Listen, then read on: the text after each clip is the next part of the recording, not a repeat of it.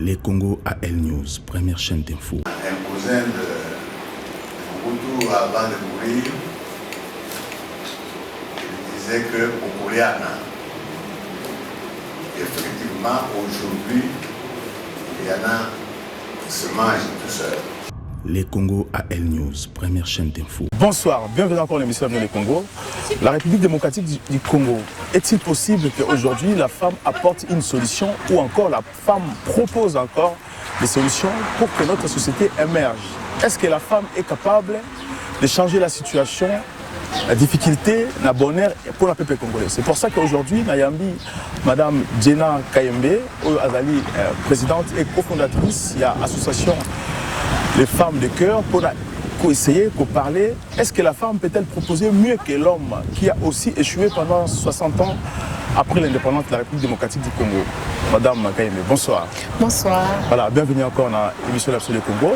Vraiment, Nayambio, pour essayer de comprendre aussi, est-ce que la femme est-il capable de sauver la République démocratique du Congo? Mais bien avant, la dernière qui te parlait sur un point qui est très important, avant que tu aies un but, il y a l'émission Nabiso.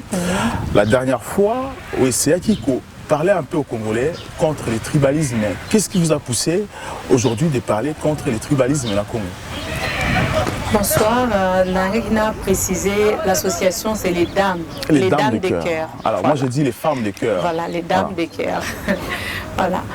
Ngai soki nasalaki vidéo wana pour dénoncer ma propos ya Maman Mungala. Ezalaki vraiment pour réveiller Batumingi parce que tribalisme ezali racisme, raciste, donc ça revient au même, mais la haine de l'autre, les rejets, la haine de l'autre, et c'est vraiment ezali numéro dangereux pour la société nabiso. Il fallait vraiment qu'on signale en gros, il fallait vraiment qu'on dénonce en gros, il fallait vraiment qu'on le bakeza mabé. Parce que ngai est réveillé qui va souvenir de ma bécate nangai, l'enfance nangai, l'adolescence nangai, surtout vraiment l'enfance nangai.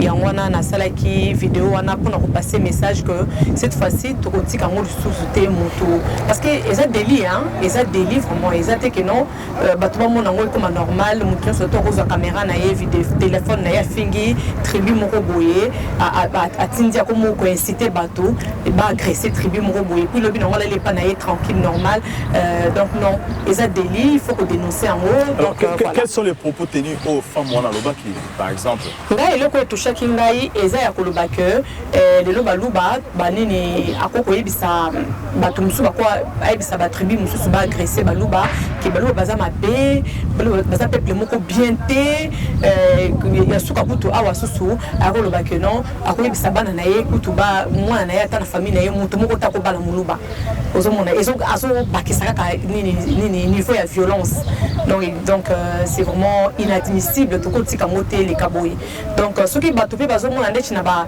député na biso na Congo la keleki Congo dernièrement nanga ba la démarche wana ko porter plainte na porter Daniel Safou plainte balobi nanga pour l'instant aza protéger na immunité na yaza nango parlementaire donc ce qui bato loko là-bas vanti valeur basé bé na Congo donc vraiment il faut faire quelque chose pour stopper bato wana. Alors lorsque Daniel Safou député national est-ce que c'est normal selon les propos tenus par Daniel Safou peut-on accepter étant que député national? Et ça normal mais au moins makamone eza question éducation ozomona eza question éducation ba pesa ka keloko mutu aza nango ngai soko yepa na ngai na kopesa loko naza nango na kopesa mai na kopesa jus na kopesa loko naza nango et puis na relation na vie boye mutu apesa ka oyo aza nango oyo azo pa parents na ye ezali un moko eza peut-être alimenté ou bien nourri depuis l'enfance ce qui nanda kuna bango basako kokola papa na bango zopesa ki bayi na baluba c'est normal les na ki mukolo a continuer comme on a normal parce que mutape si vie à l'oba na yebongo nga siko na bomona na ngai balakisanga bolingo tant nozomo lelo ka bongo ezo choquer nga plus que autre chose. Est-ce que cette haine est pour bloquer aussi le développement de la République démocratique du Congo? Bien sûr nga sou naza muluba na ina kendo sala na matadi bien so wapi nazo banga que ndenge eza wana ta musuba ko linga ngate bako rejeter nga bako sala nga mabe ko bloquer pe lelo ngai na nini ou bien yo na yeko trouver yo nazo ka musala musala opesa ngai mais yo suko au moni ke naza kasayeno naza muluba obe opesa nga ngo parce que yo zongo opesa ka muta village na yo zongo opesa ka non pas naza na ba compétence mais parce que naza porté naza na tribu ou bien région où s'attendre dans côté. Est-ce qu'aujourd'hui dans la partie politique, lorsqu'il y a la partie politique, toujours la partie politique confondue à Congo aujourd'hui, il y a tendance tribale aujourd'hui dans la partie politique. Est-ce que ça peut aussi causer et cause à la paix, cause il y a destruction, il y a un mot ou échec? Et ça échec pour les dans le 21e siècle, ma comme on est là. Et ça vraiment échec, eza soni parce que bango baza pe ba modèle. Bango baza ba modèle, il faut ngapona ngana zo mona ngo lelo vraiment eza soni to nous to ko lobela ngote. Mais batongo bazo sala ngo bazo eza normal, ezo le ka normal. Mais batongo bazo na droit ko sala ngo, mais yebaka so mulu baza moko mi balé place moko bazo sala ta mususu. Bazo sala sika mo na société ou bien bazo sala association moko boy. Ba ko juger bango mabe, mais biko mususu o wana bazo sala wana ezo choquer batu te. Comme quel biko bazo sala. Neti batalamuka sur hôtel na lamuka muzito azana na mbuta madidi bazo tambola baza nini bato bandundu ezo choquer mututé tant bakendeki na Genève muzito nani bato bandundu baza ke belé ba voter nani monsieur Fayulu et choquer quitté ndako na kesho kakinga so la ndisu sumuke monsieur Fayulu a voté qui apesa ki ni niveau na ye na papa Kimbuta comme gouverneur ya ville Kinshasa au lieu ya Ada Bombole pour nga pesa ka ko choquer il faut vraiment faire quelque chose pour arrêter Makambwana. Voilà, dans la profondeur à l'émission aujourd'hui, est-ce que la femme congolaise peut-elle sauver la République démocratique du Congo vu le chèque de la République démocratique du Congo pendant 60 ans après l'indépendance? Les lombai na Kenya Congo na maman congolaise aza vraiment impliquée na vie à famille. Ozomona ba maman ba commerçant tia mike ba lomaka ba teka ka ba mapa ozomona maman musuna zemi oteka pondu na nzela azotambola ba distance ebele maman aza na souci makasi na mwana oyo ya boti na famille na ye ponanga maman aza na souci makasi koleka papa peut-être omoni papa akoya na mbongo pona kolesa kofuta ndako bona bona mais maman apesaka plus que ça. Maman apesaka plus que mbongo, apesaka plus que sécurité wana papa ya kanmo. Et c'est quoi cette sécurité?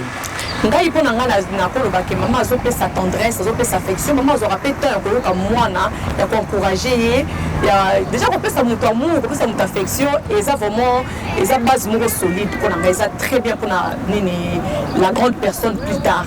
Azana motema moko ya bolingo sécurité ce qui maman pona vraiment za na place makasi na société. Est-ce que yo étant que femme aujourd'hui gestion de l'homme politique congolais na sommet en Boka na biso au Koloba on est vu après l'indépendance aujourd'hui comment on peut qualifier on nga ezali neti nini moko ya politique mo ya chacun pour soi échec total ya kaka ngai ou bien kaka ngai na ba camarade na ngai na ba comment entourage ba mi donc on a des échecs et ça vraiment échec total mais bon on verra avec le nouveau président n'engazo même changement c'est vraiment changement. Alors, si on vous laissez la femme on vous laissez vous les femmes cette place est-ce que vous avez la mesure aussi à retirer bar Nicolo ou réussir un jour? Mais pourquoi pas? Déjà, la femme congolaise, c'est vraiment la femme congolaise. La femme congolaise n'est pas kala. Tout est côté de musique. Tout est na star en Afrique. Ma star vraiment parce que pendant que na Congo, ba Betty Masikini, ba maman Miliabel, maman Chalamwana. Déjà la femme congolaise c'est une femme elle a une ambition belée et puis elle a une capacité belée. Elle a une chance chance à émerger, mais est-ce que politiquement, parce qu'il faudrait se dire aussi, parce que l'homme a échoué, mais qui autre que ça la confiance, au peuple a que ça la confiance pour avancer. Mais avant ça, tout marqué, pause, tu reviens juste après. Les Congo AL News, première chaîne d'info. Je rappelle que Zala Madame Jenna, Ngalula Kayembe pour nous parler sur la situation politique, sociale, économique en Mokanabiso. Comment nous pouvons sauver notre État? Est-ce que la femme est-elle capable aussi de gérer la gestion politique et sociale du Congolais en Mokanabiso? Alors, Madame Ngalula Kayembe, alors aujourd'hui on parlait, la femme est-elle capable de ressortir Congo de la crise? Aujourd'hui, l'homme politique est fier de gérer la République démocratique du Congo, est fier d'être président ou encore dans des institutions clés en Mokanabiso. Mais l'homme congolais échoue. L'homme congolais n'a pas de soutien, n'a pas de béquilles. Alors vous, étant que femme, au lobby en haut, que la femme congolaise a un grand rôle à jouer. Aujourd'hui, dans le Congo, la femme contribue à 60 ou 90% la sociale et la banane. Alors vous, étant que femme aujourd'hui, quel est votre rôle si le Congo continue au côté dans le trou? Alors, qu'est-ce que vous pouvez faire, vous, étant que femme, pour que le Congo soit sauvé? Déjà, biso basi na Congo, toza makambo ebele déjà na ba famille na biso, toza na responsabilité bien na ba famille. Topesa par exemple ya nini lelo ekomi ba mama bakomi soka bali aboti mwana mobala lobi na boteli mutu mosusu mais soka aboti mwana mwasi aza na esengo bike mwasi akosokipe na famille na ye akosokipe na ye. Il y a longtemps ezalaki bongo te, il y a longtemps ezalaki soka boti mwasi ezalaki vraiment catastrophique. Lelo est total à pays lokola Éthiopie présidente c'est une femme dans la tête du pays. Libéria avant George Weah moi si on a vu pays et là qui na guerre et où tu na guerre mais à salir de sorte que nini démocratie est côté a bongi si makambo George Weah et azo continuer et le président na mboka na biso ndenge ba pesi poste Weah présidente et assemblée nationale le parlement exactement ouais ba pesi maman Janine je sais pas na Congo niveau prénom na kanaka exactement. Donc Congo ils en a sur voie bien continuer bongo vraiment sa basse visibilité sa bongo ba poste clé ya mboka na biso pour que ça moi c'est pas dirigé pourquoi pas après après dans 10 ans peut-être après mandat à Félix dans 10 ans pourquoi pas moi si je rappelle que dans Centrafrique aussi il y a eu une présidente femme qui a élection pour que le président actuel soit au pouvoir mais les femmes dans ce pays-là va se faire violence pour sauver la société na bango na Brésil aussi une présidente qui après Lula mais vous la femme congolaise aujourd'hui qu'est-ce que vous pouvez faire pour arracher parce que qu'est-ce que vous proposez aujourd'hui si on vous demandait aujourd'hui la femme, étant que femme, de proposer quelque chose pour que les Congolais changent, les Congos changent aujourd'hui? Déjà, et ça d'abord, moi si à se faire violence, oui, pas se faire violence. Parce que pas si pas autant. Basi baza na université basi ba osala ba même métier que mibali lelo na Congo donc solo koloba basi ba se faire violence basi bazaliti mais nde biso pe ba nini ba électeur aussi ba se pe confiance parce que je pense que même na Congo moi si mon papa s'est apposé qui candidature na na ba élection oyo je n'ai évité sur dans s'est trompé ou pas. Oui, il y avait une dame qui était candidate aussi. Donc, il y a des dames il y a des dames. Déjà population Badou Bapé ça peut moi si confiance. Bapé ça moi si confiance. Dès moi ça doit gérer la famille na yena ndako na ye asa capable de gérer la sommet. Bapé ça moi si confiance. Et puis les gouvernement na biso ba ça de sorte que aussi éducation éducation vraiment ils pas veiller sur l'éducation. Moi si pas l'éducation, à la éduquer moi si à éduquer moi ça la former pour que lobby dans mboka ezala. Est-ce que dans 5 ans, dans 10 ans la femme congolaise a pu s'imposer dans la société? C'est capital parce que vous imposez dans les familles, mais dans la politique congolaise, il n'y a pas beaucoup de femmes. S'imposer, papa. Dans 5 ans, ici en France, les femmes se sont imposées. Pour que les lois, les choses changent, sociales, la France changer, les femmes se sont imposées dans la politique. Mais est-ce que dans le Congo, vous, la femme, est-ce que vous êtes capable aussi? Parce qu'aujourd'hui, il y a beaucoup d'enfants à la rue, à Kinshasa, à Congo, partout. Alors l'homme politique congolais est responsable de s'occuper de ces enfants-là. Maintenant, vous, étant que femme, comment vous pouvez sauver Banawana pour insérer dans la société? Déjà, les Kambabana, ils allaient d'abord les lots des aboués. Le gouvernement n'a biso, ils ont vraiment au sérieux. Les enfants de la rue. Par contre, ça, la centre d'accueil, ça, internat pour nous former Bana. Pour nous former Bana. Déjà, ça dit recensement ya bana wana ko pesa bango identité to bana ngana zo bakana na Kinshasa parce que ba mboka mususu na ba ville mususu ba province mususu et cause la bana personne nzela cause la ba orphelin ba parents ba kufi bien blo moi pour la guerre et tout ça mon belé mais na Kinshasa ezali mingi za bana oyo bazata musu traumatisé na famille ou baza rejeté na famille déjà l'état a localisé na bana a identifié bango apesi bango identité comme na bango âge na bango et tout ça et puis l'état na biso a ko sala ta mususu basali ba structure ko ya bana ba structure d'accueil pour na ya bana base à la former bana base na classe donc c'est vraiment un circuit scolaire on est très important parce que lobi na biso ezaba so baza formé té so baza étiqueté obolo banini ezalaka ndenge za que non bana ko finga bato bana ko yiba bana sani mais ko zo bana ko placer bango na ba internat ou bien na ba structure moko ya ba maison d'accueil pour na ko former bango pour c'est bon na classe ba baza na ba âge atam suba alingi no sous classe té mais ba là c'est vraiment métier moko boy. Alors si par exemple aujourd'hui on vous dit dans 10 ans que na Congo bana o batanga raté bana o ba ozala ba abouti na Congo dans 10 ans et ozala plus de la moitié de la population réaction na yo en tant que femme ozala ni nous a choqué ma casse et puis ça linga passe ça linga donc plus de la moitié donc ils a vraiment ils a problème moko ils a très grave important il faut vraiment ba konza mboka ba veiller nango omoni awa na budget ba ministère ya France osotali budget na bango ya éducation ils a budget moko ils a l'école ma casse pour les cas presque le budget 60 milliards en France pour 10 ans 60 milliards et c'est énorme c'est pas pour rien que français matisi budget bon c'est pas pour rien pas besoin assurer avenir na bango parce que les lots avenir ya ba congolais ezali venir na biso la bana sur les lots bana baza instruit bana baza étiqueté bana ba ebelo moté nini la personne adulte ya Congo ya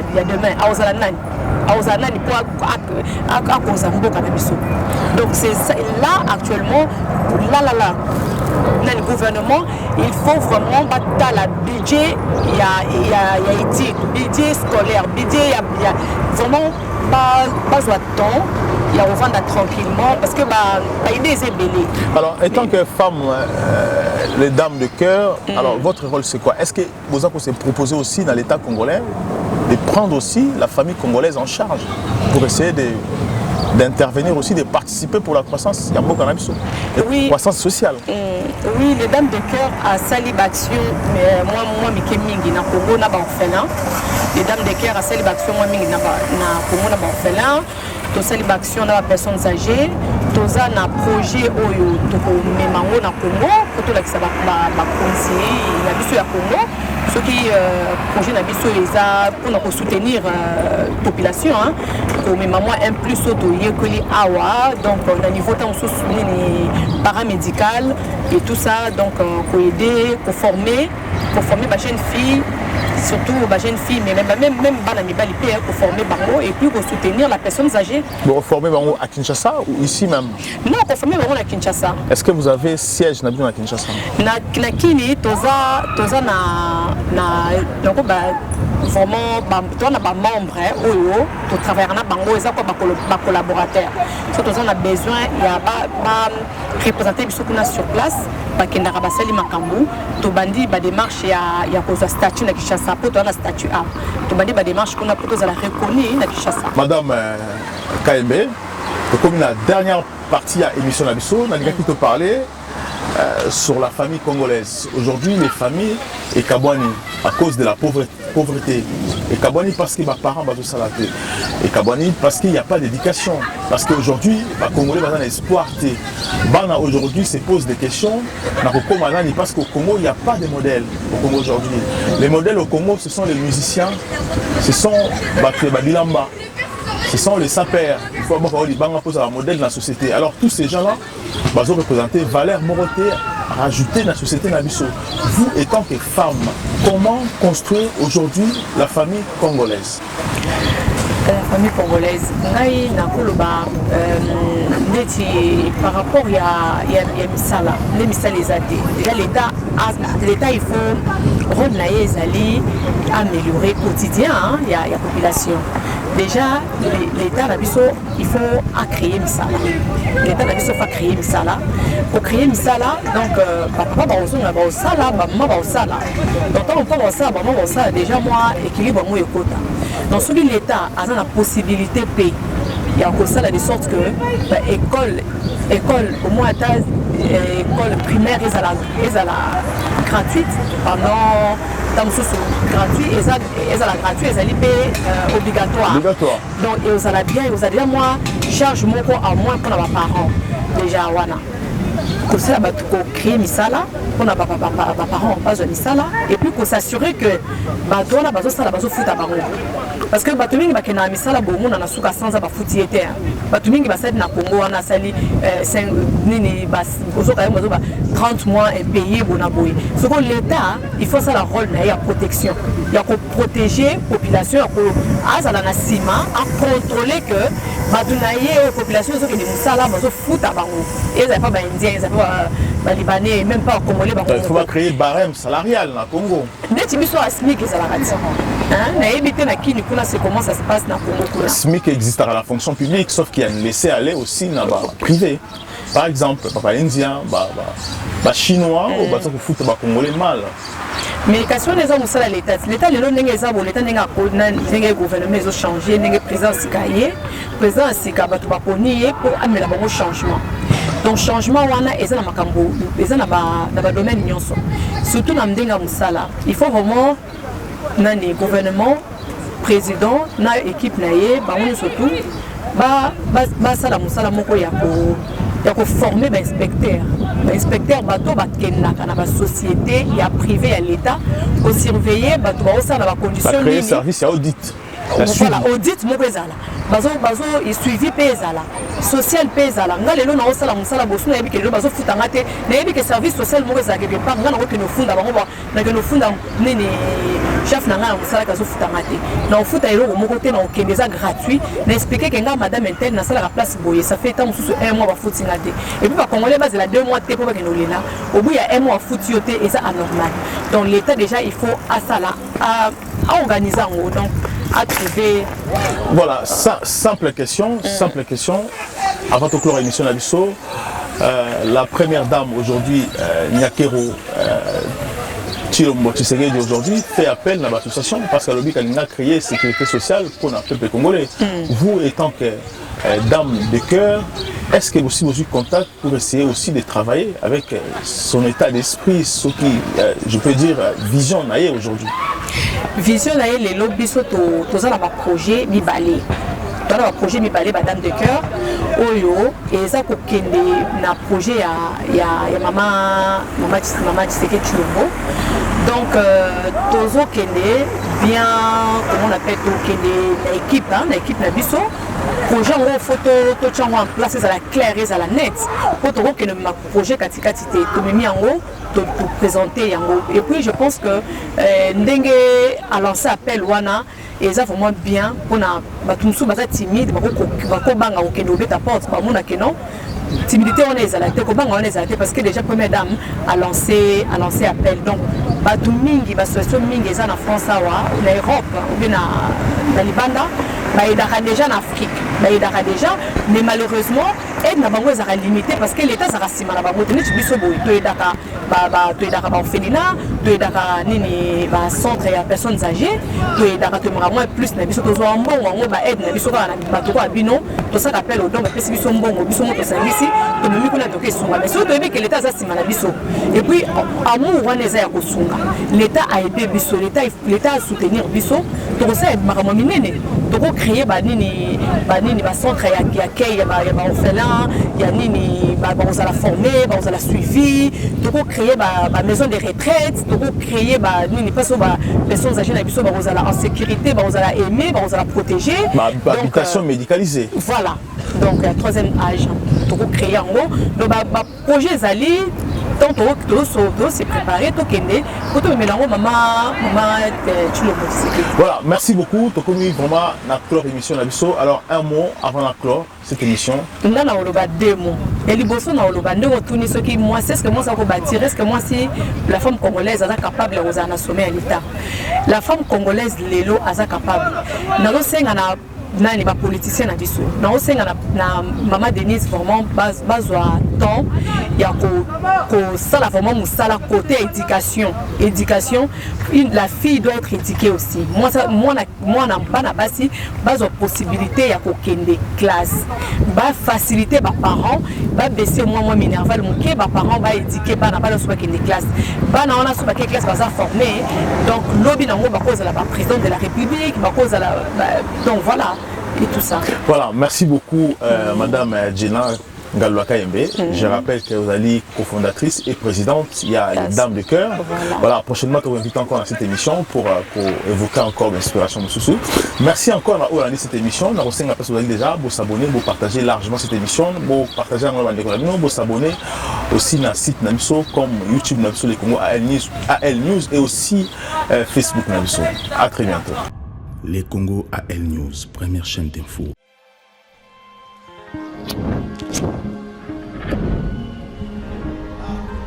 Thank you.